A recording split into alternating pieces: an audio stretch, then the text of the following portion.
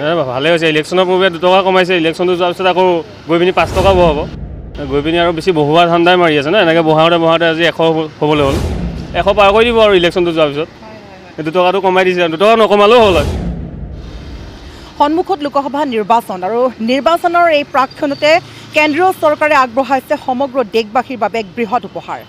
নৰেন্দ্ৰ মোদী চৰকাৰৰ নেতৃত্বাধীন চৰকাৰখনে আগবঢ়াইছে সমগ্ৰ দেশবাসীৰ বাবে বৃহৎ উপহাৰ আৰু এই উপহাৰ হৈছে যে হ্ৰাস পালে পেট্ৰল ডিজেলৰ মূল্য প্ৰথমে মন কৰক মোৰ পিছফাল দেখা পাইছে ভাৰত পেট্ৰলিয়াম অৰ্থাৎ আমি বৰ্তমান উপস্থিত হৈছোহি এটা পেট্ৰল ডিপুৰ সন্মুখত চৌহদত আচলতে আজিৰ দিনটোত সমগ্ৰ দেশবাসীৰ বাবে ভাল খবৰ যিহেতু যিকোনো মুহূৰ্তত অত্যাৱশ্যকীয় সামগ্ৰীৰ দাম বৃদ্ধি পায় ঔষধে হওক বা ৰন্ধন গেছে হওক বা বিশেষকৈ পেট্ৰল ডিজেলৰ মূল্যৰ বৃদ্ধিৰ বাবে প্ৰত্যেকগৰাকী লোকে আচলতে লোকৰ মাথাত আচলতে মাধমাৰ সোধোৱাৰ দৰে পৰিৱেশ পৰিলক্ষিত হয় তেনেক্ষণত দেখা গৈছে যে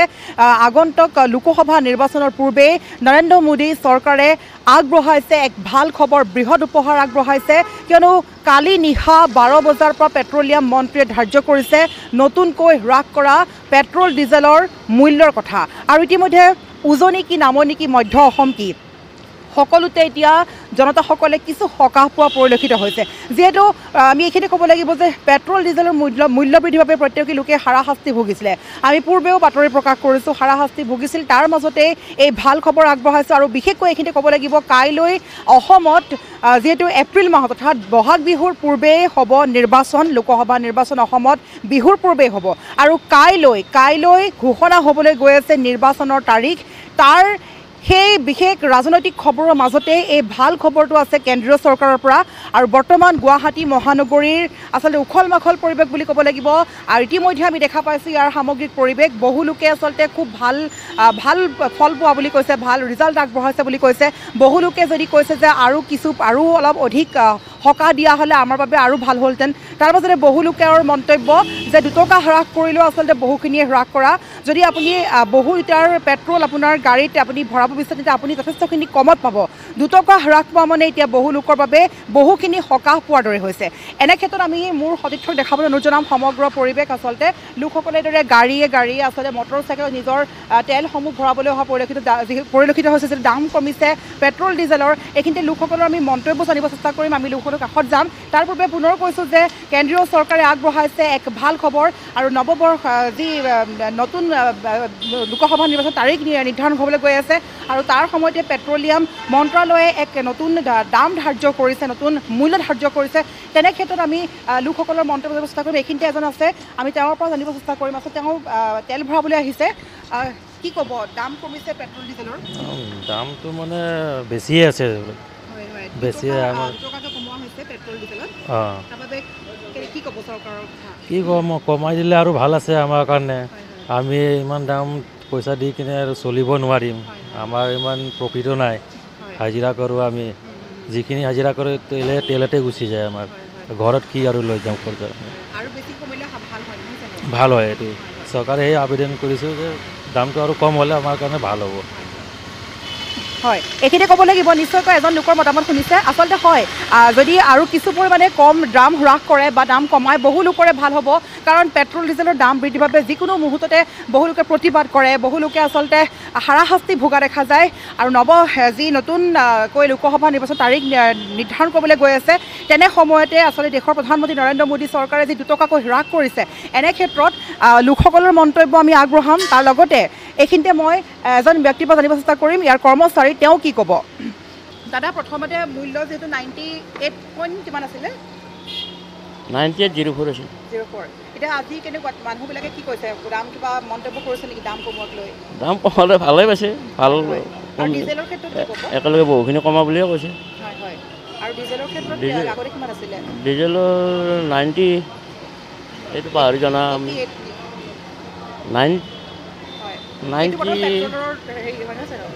90/35 আছিল আগত এতিয়া কিমান হ'ল বা আচলতে নিশ্চয়কৈ এয়া হৈছে যি পেট্ৰল ভৰাবলৈ অহা এই বিশেষ দৃশ্যাংশ দেখাইছে। আমি ডিজেল ভৰাবলৈ যোৱা লোকসকলৰ মন্তব্য জানিব চেষ্টা কৰিম। তাৰ বাবে পুনৰ কৈছোঁ যে এইখিনিতে বহু লোকে কৈছে যে আৰু হ্ৰাস পোৱা হ'লে ভাল আছিলে। বহু লোকে কৈছে এয়াই হ্ৰাস পোৱাৰ যথেষ্টখিনি সকাহ পোৱা। গতিকে দেশৰ প্ৰধানমন্ত্ৰী নৰেন্দ্ৰ মোদীয়ে যিকোনো মুহূৰ্তত আচলতে যিকোনো আঁচনিসমূহ আগবঢ়ায় বা পেট্ৰল ডিজেলৰ মূল্য হ্ৰাস কৰিছে। তেনে ক্ষেত্ৰত আজিৰ এয়া গুৱাহাটী মহানগৰীৰ পৰিৱেশ। আৰু এইখিনিতে মই পুনৰ যাব চেষ্টা কৰিম অন্য কিছুমান লোকৰ মন্তব্য জানিব চেষ্টা কৰিম। তেওঁলোকে আচলতে কি ক'ব দাম হ্ৰাস পোৱাক লৈ বা দাম বৃদ্ধিক লৈ কি ক'ব চেষ্টা কৰিব। আৰু এইখিনিতে মই সতীৰ্থক অনুৰোধ জনাম, এয়া যদি আমি চাওঁ ডিজেলৰ মেচিনৰ কাষলৈ আহিম, ইয়াত দেখা পাইছে এটা তাৰিখ, ইয়াত দেখাই আছে এটা ৰেট 88.39, অৰ্থাৎ বৰ্তমানৰ ডিজেলৰ মূল্য হৈছে প্ৰতি লিটাৰত 88.39। আৰু যদি আমি মন কৰোঁ পেট্ৰল চাব পাৰিব 96.19 বৰ্তমান ধাৰ্য কৰা হৈছে।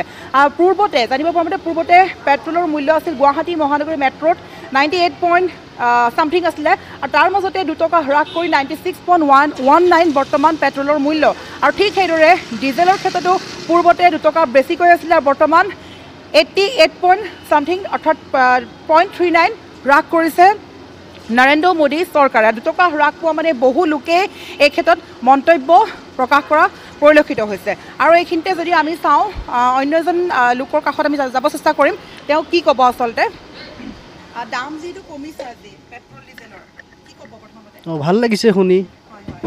এতিয়া যিহেতু আপোনাৰ 100ৰ ওচৰা-ওচৰি আছিলে, এতিয়া যিহেতু 2 টকা কমি গৈছে আমাৰ কাৰণে বিশেষকৈ ভাল হয়। আৰু এইখিনিতে চৰকাৰক যিটো কাইলৈ ইলেকশ্যন ডেটো ওলাব, হয় চৰকাৰৰ বাবে কি আহ্বান জনাব আজি আমাৰ মাধ্যমৰ যোগেদি দাম চাম কমাক লৈ পেলাই বা যিকোনো ক্ষেত্ৰতে? এই ঠিকে আছে দিয়ক। নিশ্চয়কৈ বহু লোকে আচলতে সেই কথাই কৈছে সুফল পোৱা বুলি কৈছে। বহু লোকে আচলতে এয়া ভাল খবৰ বুলি কৈছে, কিয়নো যিকোনো মুহূৰ্তত আচলতে দামসমূহে অত্যাৱশ্যকীয় মূল্য বৃদ্ধিয়ে যথেষ্টভাৱে হাৰাশাস্তি ভোগায় লোকসকলক। তাৰ মাজতে তেনে লোকসকলৰ বাবে অত্যন্ত ভাল খবৰ বুলি ক'ব লাগিব। দাদা কি ক'ব, যিহেতু আজি আমি এইটো কাৰণে আহ্বান কৰিছোঁ পেট্ৰল ডিজেলৰ মূল্য হ্ৰাস কৰিছে ইলেকশ্যনৰ পূৰ্বে? ভালে হৈছে, ইলেকশ্যনৰ পূৰ্বে 2 টকা কমাইছে, ইলেকশ্যনটো যোৱাৰ পিছত আকৌ গৈ পিনি 5 টকা বহাব। গৈ পিনি আৰু বেছি বহুৱাৰ ধান্দাই মাৰি আছে ন, এনেকৈ বহাওঁতে আজি 100 হ'বলৈ হ'ল। 100 পাৰ কৰি দিব আৰু ইলেকশ্যনটো যোৱাৰ পিছত। 2 টকাটো কমাই দিছে, 2 টকা নকমালেও হ'ল হয়, ইমানেই কম 2 টকা নকমালেও হ'ল হয়। খুব বেছি 5 টকা 10 টকা কমালে ভাল দিলে, 2 টকা নকমালেও হ'ল হয়। এনেওতো তেল ভৰাম 2 টকা পইচা মতলব নাই। হয় আচলতে নিশ্চয়কৈ 2 টকা হ্ৰাস কৰিছে দেশৰ প্ৰধানমন্ত্ৰী নৰেন্দ্ৰ মোদীয়ে। তেনে ক্ষেত্ৰত বহু লোকে কৈছে যে নিশ্চয়কৈ 2 টকা হ্ৰাস কৰা মানে তেওঁলোকৰ বাবে কোনো হ্ৰাস কৰা বুলি কোৱা নাই। কিন্তু এইখিনি ক'ব লাগিব যে নিৰ্বাচনৰ প্ৰাকক্ষণত কেন্দ্ৰীয় চৰকাৰে এই বৃহৎ ঘোষণা কৰিছিলে। পেট্ৰলিয়াম মন্ত্ৰীয়ে নিশা 12 বজাত এই বিশেষ কাৰ্যকৰী কৰাৰ পাছতে সমগ্ৰ দেশতে প্ৰযোজ্য হৈছে নতুন নিৰিখ। তাৰ মাজতে লোকসকল এছামে যদি ছাপোৰ্ট কৰিছে, এছামে তাৰ বিপক্ষে বুলি ক'ব লাগিব, কিয়নো 2 টকাৰ বাবে তেওঁলোকৰ বাবে কোনো কথা নহয়। তেওঁলোকে কৈছে যদি 5 টকা বা 10 টকা কমোৱা হ'লে হয়তো আমাৰ যথেষ্টখিনি সকাহ হ'লহেঁতেন। এনে ক্ষেত্ৰত বহু লোকে কৈছে যে ইলেকশ্যনৰ পূৰ্বে 2 টকা কমাইছে বা ইলেকশ্যনৰ পিছত হয়তো দাম বৃদ্ধি কৰিব। এইদৰে বহু লোকে আচলতে বিভিন্ন মত পোষণ কৰিছে, কিয়নো যিকোনো মুহূৰ্তত দাম বৃদ্ধিৰ বাবে প্ৰতিগৰাকী লোকেই হাৰাশাস্তি ভোগা দেখা যায়। তাৰ বাবে এই ধৰণৰ মন্তব্য কৰিবলৈ আচলতে লোকসকলে আগবাঢ়ি আহিছে। আৰু তেনে ক্ষেত্ৰত ক'ব লাগিব যে দেশৰ প্ৰধানমন্ত্ৰী নৰেন্দ্ৰ মোদীৰ যি সিদ্ধান্ত বা যি নতুন নিৰিখ, আমাৰ মাধ্যমৰ যোগেদি আমি এইটোৱে প্ৰকাশ কৰিম যে আৰু ইলেকশ্যনৰ পিছতো যাতে পুনৰ হ্ৰাস পায়, তাৰ বাবে বহু লোকৰে আচলতে সুবিধা হ'ব। যিহেতু বহু লোকে নিজৰ দিন হাজিৰা কৰি বা যি উপাৰ্জনেৰে ঘৰখন চলাই আছে, তেনে ক্ষেত্ৰত বহু লোকৰে সুবিধা হ'ব। আৰু এইখিনিতে আমি ইতিমধ্যে বহু লোকৰ মন্তব্য গম পায়ে আছোঁ। তাৰ মাজতে আৰু এজন লোক আছে, আমি জানিব চেষ্টা কৰিম, তেওঁৰ ওচৰত আমি যাব চেষ্টা কৰিম তেওঁ কি ক'ব বিচাৰিব। দাদা যি দাম কমাইছে পেট্ৰল ডিজেলৰ আজিৰ পৰা, কি ক'ব চৰকাৰৰ বাবে? ভাল লাগিছে, আপোনাৰ 2 টকা কমিছে। আৰু চাওঁ এতিয়া আকৌ পিছত কি হয়, ইলেকশ্যনৰ পিছত নহয় জানো? সেইটোতো ক'ব নোৱাৰোঁ এতিয়া, এইটোতো ইকনমিৰ ওপৰত কথা, আমি কেনেকৈ ক'ব পাৰিম সেইটোৱে। Thank you. হয় নিশ্চয়কৈ আচলতে হয় বৰ্তমান ইলেকশ্যনৰ পূৰ্বে যে দাম কমাইছে, আমি এইখিনিতে পুনৰ ক'ব লাগিব ইলেকশ্যনৰ পূৰ্বে দাম কমাইছে আৰু ইলেকশ্যনৰ পিছত আচলতে কি সিদ্ধান্ত গ্ৰহণ কৰে তাৰ বাবে অপেক্ষাৰে বাট চাই আছে প্ৰতিগৰাকী জনতা। আৰু এইখিনিতে মোৰ হাতত যদি এখন আমি মন কৰোঁ, মোৰ হাতত যদি এখন আহি পৰিছে এখন চাৰ্ট, সেই চাৰ্টখনৰ দামসমূহ মূল্যসমূহ আমি যদি এবাৰ উল্লেখ কৰিব চেষ্টা কৰোঁ, যদি আপুনি বাক্সাৰ ফালে মন কৰে সমগ্ৰ অসমৰে আজি দাম কমিছে। সমগ্ৰ অসমতে কিছু পইচাৰ ডিফাৰেঞ্চ আছে, এইখিনি ক'ব লাগিব। বাক্সাত যদি চাওঁ, বাক্সাত বৰ্তমান পেট্ৰলৰ মূল্য 96.41 আৰু ডিজেলৰ 88.64। ঠিক সেইদৰে যদি নামনি দিশৰ বৰপেটা ফালে চাওঁ 96.84 আৰু 88.87 হৈছে ডিজেলৰ মূল্য তাৰ লগতে বিশ্বনাথ বঙাইগাঁৱতো 96.65 এইদৰে ধাৰ্য কৰিছে মূল্য কাছাৰতো 96.65 চৰাইদেউত 96.73 চিৰাঙত 96.10 গুৱাহাটী মহানগৰী 96.19 এইদৰে 96ৰ ঘৰতে ধাৰ্য কৰিছে বৰ্তমান সমগ্ৰ অসমতে মূল্য আৰু তাৰ সমান্তৰালকৈ যদি চাওঁ ডিজেলৰ ক্ষেত্ৰত 88 ঘৰতে দেখা গৈছে আচলতে বাক্সাটো 88.64 বৰপেটাত 88.87 বিশ্বনাথত হৈছে 89.09 বঙাইগাঁৱত 88.37 কাছাৰত 88.92 চৰাইদেউত 88.96 আৰু চিৰাঙত হৈছে 88.34 এয়া হৈছে নামনি ভাগৰ কিছু দাম মূল্যৰ কথা আমি উল্লেখ কৰিছোঁ আৰু গুৱাহাটী মহানগৰী হৈছে 88.38 ঠিক সেইদৰে উজনি কি নামনি কি কেৱল নামনি নহয় উজনিটো সকলো একেই আচলতে প্ৰায় একে বুলিব পাৰি পেট্ৰলৰ ক্ষেত্ৰত 96ৰ ঘৰত আৰু ডিজেলৰ 88 ঘৰ দেখা গৈছে আৰু এইদৰে মূল্য হ্ৰাস পোৱাৰ বাবে আচলতে সমগ্ৰ লোকসকলে ওলাই আহিছে মন্তব্য পোষণ কৰিছে আৰু এইখিনিতে মই পুনৰ সতীৰ্থ অনুৰোধ কৰিম সামগ্ৰিক পৰিৱেশ দেখাবলৈ কিদৰে লোকসকলে আচলতে আজি দাম কমাৰ বাবে উৎফুল্লিত হৈ তেল ভৰাবলৈ আহিছে দাদা কি ক'ব আজি দাম কমিছে যিহেতু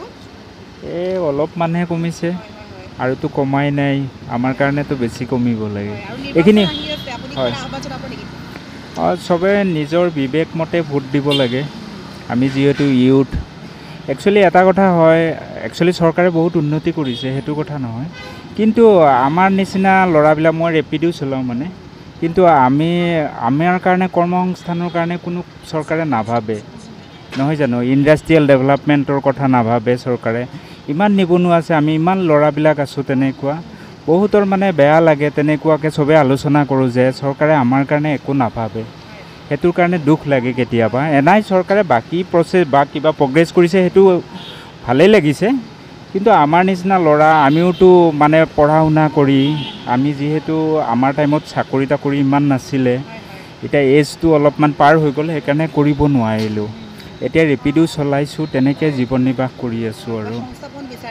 সংস্থাপন মানে কি চৰকাৰে যদি আমাৰ নিচিনা ল'ৰাবিলাকৰ কাৰণে ইণ্ডাষ্ট্ৰিয়েল ডেভেলপমেণ্ট কৰিলে হয় বাহিৰত যেনেকৈ আমি বেংগলোৰত আছিলোঁ আগতে এতিয়া অসমত আকৌ বাহিৰতে যাব লাগিব ইয়াতেতো ইণ্ডাষ্ট্ৰিয়েল ডেভেলপমেণ্ট হোৱা নাই সেইটোৰ ক্ষেত্ৰত যদি তেনেকুৱা হ'ল হয় ভাল লাগিলে হয় আমাৰ নিচিনা ল'ৰা তেনেকুৱা কিন্তু মানে ইউথৰ কাৰণে মোৰ বোধেৰে মানে ইমান মানে ছাকচেছ কৰিব পৰা নাই এইটো চৰকাৰে এনে বেলেগ কথা নাই বাৰু বাকী প্ৰগ্ৰেছ হৈছে কিন্তু মেইন এইটো ছাকচেছ হ'লে মানে তেতিয়াহ'লে বহুত আগবাঢ়িব ইণ্ডাষ্ট্ৰিয়েল ডেভেলপমেণ্ট কৰিলে সেইটোৰ কাৰণে ঠিক আছে থেংক ইউ হয় আচলতে নিশ্চয়কৈ তেওঁলোকৰ যি সংস্থাপনৰ কথা কৈছে ইতিমধ্যে বিজেপি চৰকাৰে যি ইটোৰ পিছত সিটোকৈ চাকৰি আগবঢ়াই আছে নিবনুৱাসকলক সংস্থাপন দি আছে তাৰ মাজতে এইজন লোকে মন্তব্য কৰিলে যে তেওঁলোকৰ বয়সৰ এটা সীমা ধাৰ্য কৰে চৰকাৰে প্ৰতিখন চৰকাৰে চাকৰিৰ বাবে এপ্লাই কৰিবলৈ আবেদন কৰিলে বয়সৰ সীমা থাকে কিন্তু তেওঁলোকৰ সীমা পাৰ হৈ যোৱাৰ বাবে তেওঁলোকে চাকৰিৰ বাবে আবেদন কৰিব পাৰে তাৰ বাবে তেওঁলোকে ইণ্ডাষ্ট্ৰিয়েল কিছু ডেভেলপমেণ্ট বিচাৰিছে তেওঁলোকৰ যিসমূহ আচলতে পঢ়া শুনা কৰা নিবনুৱাসকল আছে সেয়ে তেওঁলোকে সেয়া আহ্বান জনাইছে নিৰ্বাচনৰ প্ৰাক্ষণতেই আচলতে হিমন্ত বিশ্ব শৰ্মা চৰকাৰক এই বিষয়ে অনুৰোধ জনাইছে এজন লোকে আৰু তাৰ মাজতে আৰু এজন লোক আছে কি ক'ব দাদা পেট্ৰল ডিজেলৰ আজি দাম কমিছে ভালে হৈছে হয় আৰু কিবা অনুৰোধ জনাব নিজে কাইলৈৰ পৰা নিৰ্বাচনৰ দিন ঘোষণা কৰিব নিৰ্বাচনৰ পূৰ্বে কি বিচাৰিব চৰকাৰৰ পৰা বিচাৰিবলৈ একো নাই বস্তু মানে দাম কমাই দিলে হয় আৰু দাদা কি ক'ব আচলতে দাম কমা কি পেলাই কি ক'ব 2 টকা কমিছে ভাল লাগিছে আৰু আজিতো কাইলৈ আপোনাৰ ইলেকশ্যনৰ ডেট ঘোষণা কৰিব অসমত তাৰ বাবে আপুনি বিজেপি চৰকাৰক বিচাৰিব কি দাদা ধৰি লওক চাকৰি হওক বা নিবনুৱা বৃদ্ধি কমাওক অকণমান নহাটো সেইটোৱে ক'ব বিচাৰোঁ আচলতে এইদৰে লোকসকলে এইটোৱে বিচাৰিছে যে উন্নয়ন কৰিব লাগে যিহেতু বিজেপি চৰকাৰে যথেষ্ট উন্নয়ন কৰিছে সেয়া কথাও তেওঁলোকে নিজ মুখেৰে আপোনালোকৰ সন্মুখত আগবঢ়ালোঁ মন্তব্য তাৰ লগতে কৈছে যে আৰু কিছু যদি হ্ৰাস কৰে মূল্য তেন্তে বহু লোকৰে সুবিধা হ'ব আৰু এয়াই নহয় যিকোনো ক্ষেত্ৰতে প্ৰতিজন লোকৰ বাবে আৰু যাতে চিন্তা কৰে তাৰ বাবে বিজেপি চৰকাৰক অনুৰোধ জনাইছে লোকসকলে আৰু এইদৰে কেন্দ্ৰীয় চৰকাৰৰ বৃহৎ উপহাৰক লৈ আজি আমাৰ এই বিশেষ আগবঢ়ালোঁ প্ৰতিবেদন আৰু লগতে কাইলৈৰ বাবে সমগ্ৰ অসমবাসীৰ বাবে ঘোষণা হ'ব নিৰ্বাচনৰ দিন আৰু নিৰ্বাচনৰ দিনৰ মাজতে এই ভাল খবৰটো আগবঢ়ালোঁ প্ৰত্যেকগৰাকী লোকৰ বাবে আৰু এইখিনিতে আমি সমাপ্ত কৰিব লাগিব পুনৰ আগবঢ়াম অন্য এক বিশেষ খবৰ আপুনিও ভুগিছে নেকি গেছৰ সমস্যাত গেছ আৰু লিভাৰ ৰিলেটেড সকলো সমস্যাৰ একমাত্ৰ সমাধান গেষ্ট্ৰচিটি বডজম, এচিডিটি, ফেটি লিভাৰ, পাইলছকে আদি কৰি ভিন্ন গেছৰ সমস্যাৰ সমাধানৰ বাবে কেৱল আপোনাৰ কাষত গেষ্ট্ৰচিটি।